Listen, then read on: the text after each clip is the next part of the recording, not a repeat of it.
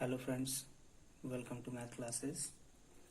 पिछले वीडियो में मैंने डिस्कस किया था एक्सरसाइज 1.2 क्वेश्चन नंबर 13 तक के क्वेश्चन बालाजी प्रकाशन यूपी बोर्ड एनसीईआरटी सॉल्यूशन।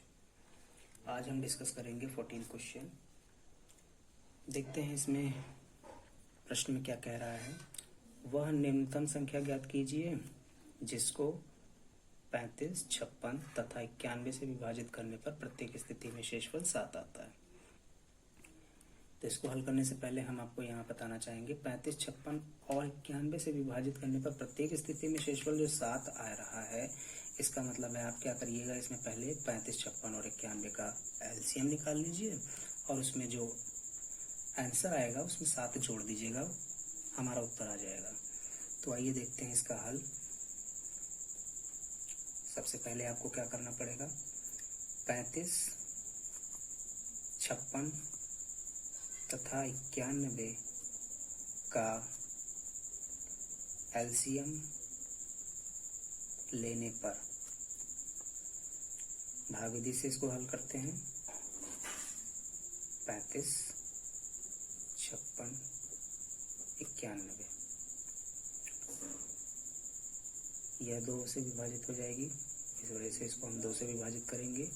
ये हो जाएगी 35, ये हो जाएगा 28, यहाँ पर 91, क्योंकि ये 35 और 91 दोनों नहीं कटेंगी, इस वजह से इसको हम ऐसे ही उतार लेंगे। फिर 2 से विभाजित करेंगे तो ये 35 हो जाएगा और यहाँ पर आ जाएगा 14। इसके बाद यहाँ पर 91, फिर 2 से विभाजित करेंगे इसको तो ये 35 हो जाएगा और यहाँ पर 7 हो जाएगा, ये 91। अब ये देखेंगे इसमें ये 3 से विभाजित हो रही कि नहीं हो रही है। तो दोस्तों यहाँ पर हम क्या करेंगे, 3 से विभाजितता चेक करने के लिए हम क्या कर सकते हैं, इन दोनों अंकों को आपस में जोड़ते हैं। अगर ये 3 से विभाजित हो रहा है तो 3 के पहाड़े में आएगा। अगर अंकों को जोड़ते हैं तो यहाँ पर देखते हैं 3 और 5 कितना होगा, 8 होगा। 8 3 के पहाड़े में नहीं आता, इसका मतलब यह 3 से विभाजित नहीं होगा। तो हम 5 से चेक करेंगे तो 5 से विभाजित हो रहा है तो 5 से ही भाग करेंगे इसको, तो 5 7 35, ये 7 ऐसे ही उतर आएगा और यहाँ पर ये 91 होगा। अब यह संख्या 7 से विभाजित हो रही है, 7 एकम 7 होता है, 7 एकम 7 होता है और यह भी विभाजित हो जाएगी, 13 7 91 होता है। इसके बाद हम 13 से विभाजित करेंगे इसको, यहाँ पर ये आ गया। अब इन तीनों संख्याओं का लसा जो होगा वह होगा इन सब अभाज्य गुणनखंड, जितनी भी अभाज्य संख्याएं दी हुई हैं यहाँ पर, इनका गुणनफल हम निकाल लेंगे। यही इनका क्या हो जाएगा, एलसीएम। तो गुणा करते हैं, 13 7 91, 91 और 5 91 का 5 से गुणा करते हैं तो 91 का 5 से गुणा करेंगे तो 455 आएगा। और 455 का अगर हम दुगना करते हैं, या तो आप ऐसे कर सकते हो, 455 इसका आया है और इनका गुणा कर लीजिए, 2 दूनी 4 दूनी 8। 455 का 8 से गुणा करिएगा तो 3640 आ जाएगा। इसका लसा 3640 आ गया। अब यह कह रहा है प्रश्न में कि वह निम्नतम संख्या ज्ञात कीजिए जिसको इससे मतलब 35, 56 और 91 से विभाजित करने पर प्रत्येक स्थिति में शेषफल 7 आता है। तो 7 शेषफल बचना चाहिए और यह संख्या जो है आ रही है, यह 35, 56 तथा 91 से पूर्णतः विभाजित हो जाएगी। इस वजह से हम इसमें क्या करेंगे, 7 जोड़ देंगे।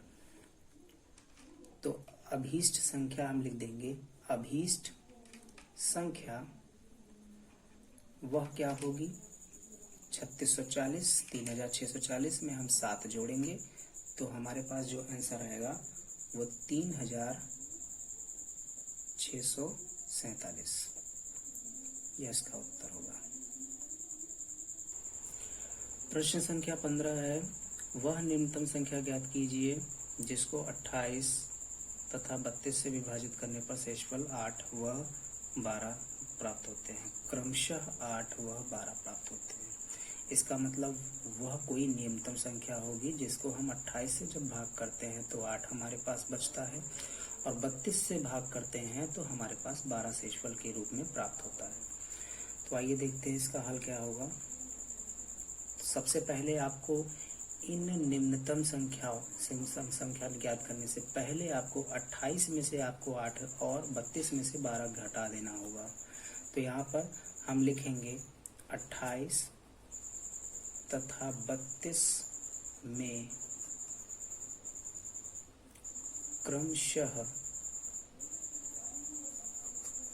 8 व 12 घटाने पर।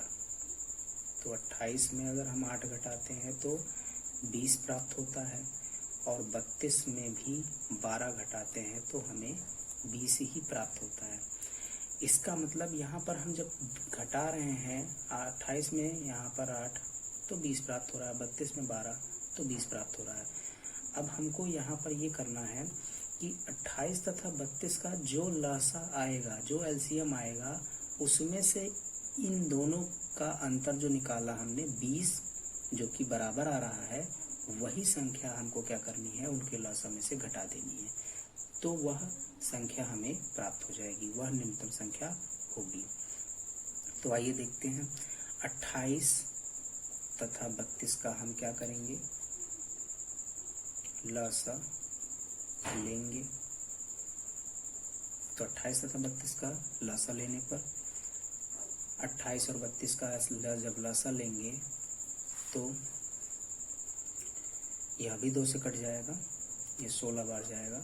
यहाँ पर ये 2 सत्ते 14, 2 अट्ठे 16, 2 से करेंगे तो ये 7 तो ऐसे ही उतर आएगा और यहाँ पर ये 4 हो जाएगा। फिर 2 से करेंगे तो यहाँ 2, फिर 2 से करेंगे यहाँ पर 1 और यहाँ पर ये 7 एकम 7। जब इसका हम लसा लेंगे, लसा निकालेंगे तो वह आएगा 2 गुणे 2 गुणे 2 गुणे 2, एक ये 5 बार 2 है, गुणे 2 गुणे 7।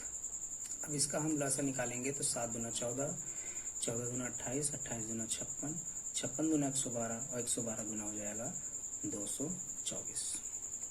अभी हमने इससे पहले चर्चा की है कि 28 तथा 32 में जो 8 और 12 घटाया है तो हमारे पास 20 शेष 20 बच रहा है। इस लसा में से 20 हम क्या कर देंगे, घटा देंगे। इस 224 में 20 हम घटा देंगे तो हमारे पास वह निम्नतम संख्या जो होगी वो प्राप्त हो जाएगी, जो कि यह इसका हल होगी। अब यहाँ पर अभीष्ट संख्या हम लिख लेंगे। अभीष्ट संख्या क्या होगी, 224 में से हम 20 घटाएंगे तो हमारे पास जो आएगा आंसर वह 204 होगा। ये हो गया इसका आंसर। प्रश्न संख्या 16 है, जिसमें लिखा है कि सिद्ध कीजिए 2 माइनस रूट 3 एक अपरिमेय संख्या है। तो दोस्तों इसमें हम इसको सिद्ध करेंगे। यह एक अपरिमेय संख्या है। उससे पहले हमें यहाँ पर ये जानना होगा कि अपरिमेय संख्या जो होती है वो कैसी होती है। तो इसके बारे में थोड़ा सा हम आपको जानकारी ऐसे ही दे देते हैं कि जो परिमेय संख्या होती है वो हमेशा P/Q के रूप में व्यक्त की जा सकती है। अब P/Q के रूप में हमेशा व्यक्त करने वाली जो होगी वो परिमेय संख्या होगी। इसके अलावा जो संख्या होती है जिसको हम P/Q के रूप में व्यक्त नहीं कर पाते हैं वह होती है अपरिमेय संख्या। तो आइए इसका हल देखते हैं कैसे होगा ये। सबसे पहले हम यहाँ पर इसको मान ही लेंगे, माना 2 माइनस रूट 3 एक परिमेय संख्या है।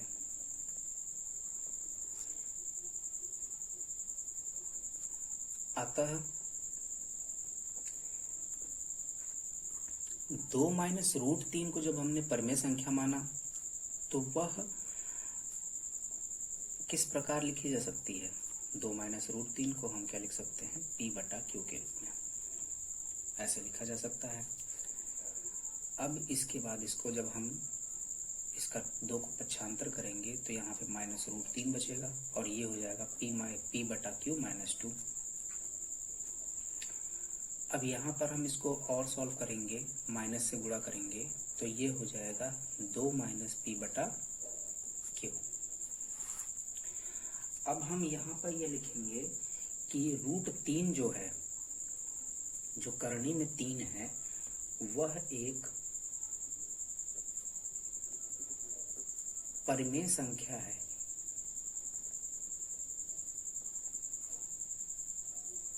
जो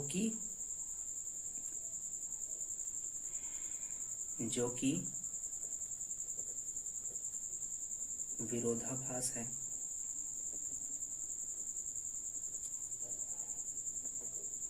क्योंकि √3 जो होता है वो एक अपरिमेय संख्या होती है।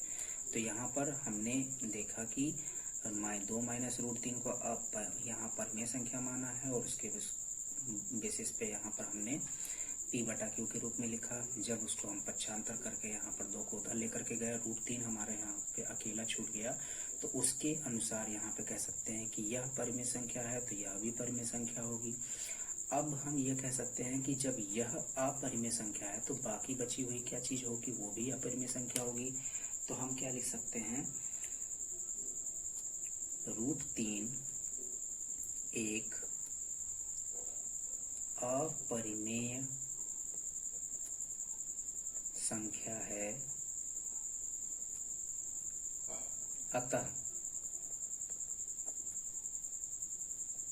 2 माइनस करनी में 3 या √3 एक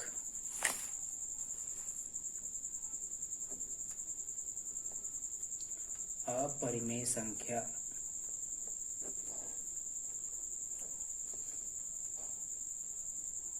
है।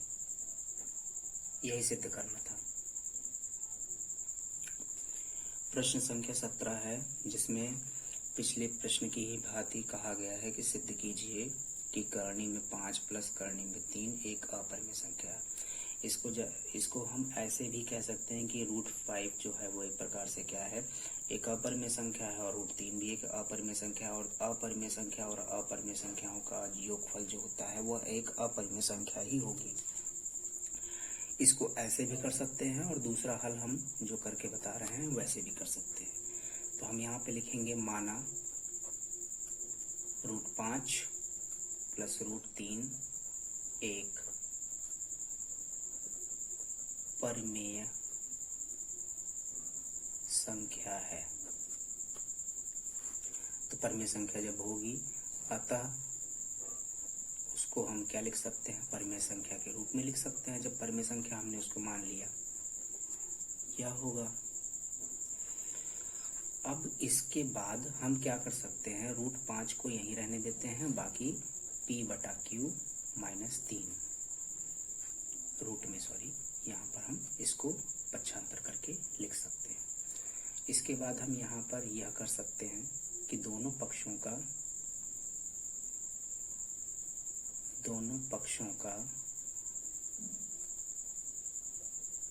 वर्ग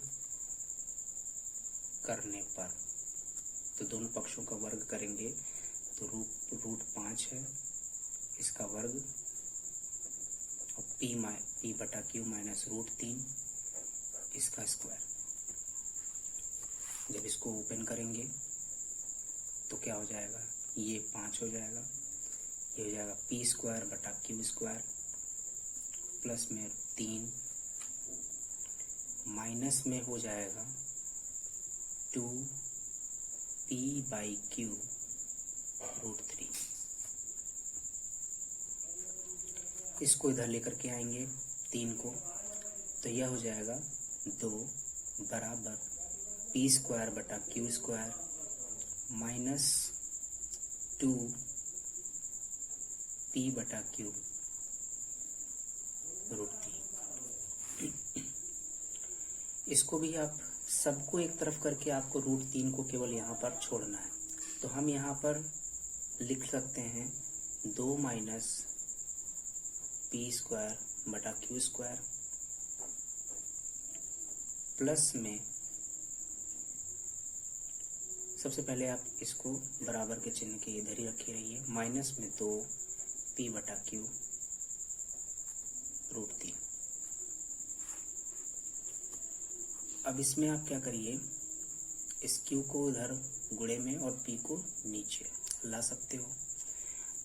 या तो आप क्या कर सकते हो, पहले माइनस से दोनों तरफ गुणा कर लीजिए। तो पी स्क्वायर बटा क्यू स्क्वायर -2 हो जाएगा, क्योंकि माइनस में आपने क्या कर दिया, हर तरफ गुणा कर दिया। तो यह माइनस का था तो ये प्लस हो गया, और ये प्लस का था ये माइनस हो गया। तो यह हो जाएगा 2p बटा क्यू और √3। अब इसको हम क्या लिख सकते हैं, पी स्क्वायर बटा क्यू स्क्वायर -2, और इसमें आपने क्या कर लेना है, क्यू का गुणा पी से भाग और 2 यहाँ पर बराबर √3। अगले स्टेप में आप ये लिखोगे √3 एक अपरिमेय संख्या है,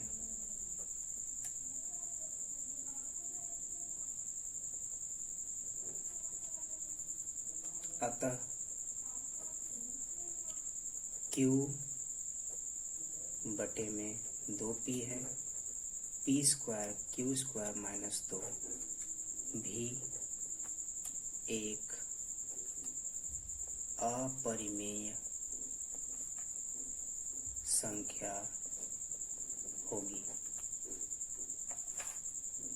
इसके अलावा आप ये लिख सकते हो, अतः √5 प्लस √3 भी एक अपरिमेय संख्या है। ये इसका हल हो जाएगा। यही आपको सिद्ध करना था। प्रश्न संख्या 18 है, एक गोलाकार क्षेत्र का परिमाप 360 किलोमीटर है। 3 साइकिल सवार इस प्रकार चलना प्रारंभ करते हैं कि वे एक दिन में 48, 60 तथा 72 किलोमीटर यात्रा तय करते हैं। तो वे दोबारा कब एक दूसरे से मिलेंगे। तो इस क्वेश्चन में हमको यहाँ पर एलसीएम ना निकाल करके क्या करना है, एचसीएफ निकालना है। एचसीएफ कैसे निकालेंगे, यहाँ पर एचसीएफ जो आएगा 48, 60 और 72 का, वह एचसीएफ इस किलोमीटर या कह सकते हैं परिमाप को उस एचसीएफ से भाग करने पर हमारे पास जो उत्तर आएगा वह इसका आंसर होगा। तो आइए देखते हैं कैसे होगा ये क्वेश्चन। तो सबसे पहले आपको क्या करना पड़ेगा, लिखना पड़ेगा 48, 60 तथा 72 का एचसीएफ ज्ञात करने पर। तो 48, 60, 72 का एचसीएफ ज्ञात करेंगे तो भाग विधि से इसको कर लेते हैं। फिलहाल भाग विधि से करेंगे तो 48 ये होगा, 48 एकम 48, यहाँ पर घटेगा तो बचेगा 12। अब 12 से हम क्या करेंगे, 48 को भाग करेंगे तो 12 चौको 48 होता है। तो यह पूरी तरीके से विभाजित हो गया। इसका मतलब 12 हम कुछ देर के लिए मान लेंगे कि एचसीएफ है। अब हम 12 से ही क्या करेंगे, 72 को भी भाग करेंगे। तो 12 से 72 को भाग करेंगे तो 12 छक्का 72 होगा, घटाने पर 0 आ जाएगा। इसका मतलब हमारे पास एचसीएफ जो आया है वह कितना आया है, 12 है। अब हम यहाँ पे लिखेंगे क्या, गोलाकार क्षेत्र का परिमाप वह क्या है, 360 किलोमीटर है, और एचसीएफ जो ये आया है वो 12 किलोमीटर आया है।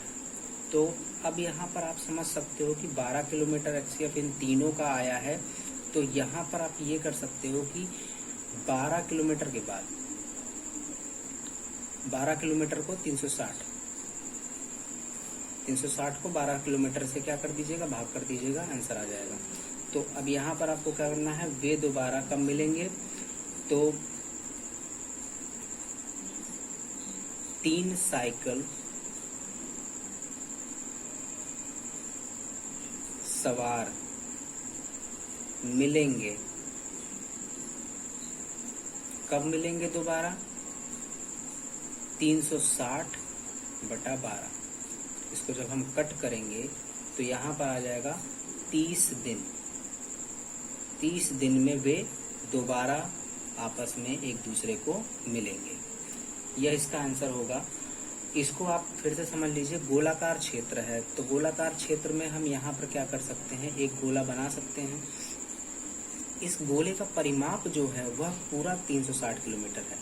अब पूरा 360 किलोमीटर है तो उसके अकॉर्डिंग देखा जाए तो यहाँ पर साइकिल ए, बी और सी, इन तीनों ने शुरुआत तो एक ही स्थान से की, लेकिन किसी की स्पीड ज़्यादा थी, किसी की स्पीड कम थी, तो उसके अनुसार वे आपस में क्या होते गए, बढ़ते गए, मिलते गए, इस तरीके से होता जाएगा। तो कोई एक ऐसा होगा कि हो सकता है कि यहाँ पर पहला पर्सन दूसरे से मिल जाए, दूसरा पर्सन तीसरे से मिल जाए, लेकिन तीनों आपस में कब मिलेंगे वह जानने के लिए आपको क्या करना पड़ेगा, क्षेत्रफल, माफ कीजिएगा, यहाँ पर आपको परिमाप जो है उन तीनों के HCF से क्या करना पड़ेगा, भाग करना पड़ेगा। तो यहाँ पर आ जाएगा इसका आंसर, यही इसका उत्तर है।